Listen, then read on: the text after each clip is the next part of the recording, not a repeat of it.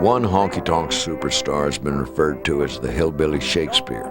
Hank Williams is almost universally acknowledged as the finest country singer-songwriter of all time. The honky-tonk Hank Williams sound, I'll start with saying heavy backbeat, very heavy backbeat. Not drums, not percussion, but the rhythm guitar was the drum. Hey, good look, do, bop, what, bop, that's it. Hey, sweet baby, don't you think maybe we could find us a brand new recipe? When we went to New York City, out of one of the many camera shops, gimmick shops along Times Square, I heard Hank Williams singing Cold, Cold Heart on a radio station or a record they were playing, and I thought, Hank Williams is known on Times Square. I can't believe that. Hank Williams, I don't guess anybody can define charisma, but what it was, he had it. And I watched him work back in those days, and he just absolutely laid the people out flat.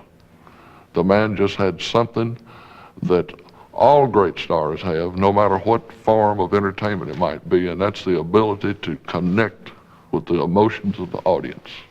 And Hank Williams was the greatest at that. He was a combination of blues and bluegrass and gospel, and that's what country music is, you know, it's all those things. And he's such a guideline for so many people.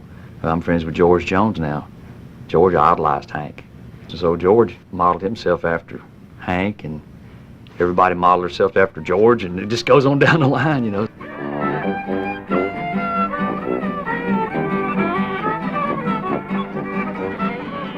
Hank was raised, as you know, down in Montgomery, Alabama. I had quite a hard life. He sold peanuts on the streets and shine shoes. Country music is white folks' blues. That's what it is. And when you think of the programming and everything and the niche, and look what it's done today, blues is bigger than ever, country programming is bigger than ever. But Daddy was singing about the blues, and Jimmy Rogers was singing about it, and now Clint or whoever is singing about blues. I got your shoes off Maxwell, I got your dress off Halston. Lord, Lord, I got your dress. Daddy was definitely a blues man without a doubt, taught by a black street singer named T-Tot. That's where his roots came from. His whole beginning was the blues. I got a feeling of the blues, oh Lord, since my baby said goodbye. Lord, I don't know what I'll do. All I do is sit and sigh. I remember hearing Hank Williams the first time I ever heard him. He was singing the Lovesick Blues, and I'd never heard anything like it. He got 5 encores, and it changed my life. I just loved the way he sang. When I heard Hank Williams Sr.'s voice, I always thought, and still do, think it was a very unique voice. I listen to it right now and just marvel at how to me it's so different. It's a longing, it's like a hurt. Your cheating heart will make you weep. You'll cry and cry and try to sleep. People would be in a bar room or a tavern, or maybe their mate just left them, or they caught their spouse cheating. And of course Hank Williams came along and sang, "Your cheating heart would tell on you," and everybody kind of perked up and said, "Ah, she or he's going to get theirs." It was kind of a new day in country music. The melodies broke away from the Appalachian, thing that was going on at the time, and pretty much broadened the market. Yeah. And took it on. Tony Bennett and people were doing Cold, Cold Heart and stuff, I think it was one of the first times that hillbilly songs were being picked up by big pop singers and stuff, Memories from your lonesome past keeps us so far apart. Why can't I free your doubtful mind and melt your cold, cold heart? To me, he's just one of the most enduring writers, certainly one of the most prolific writers that we've ever had in this business.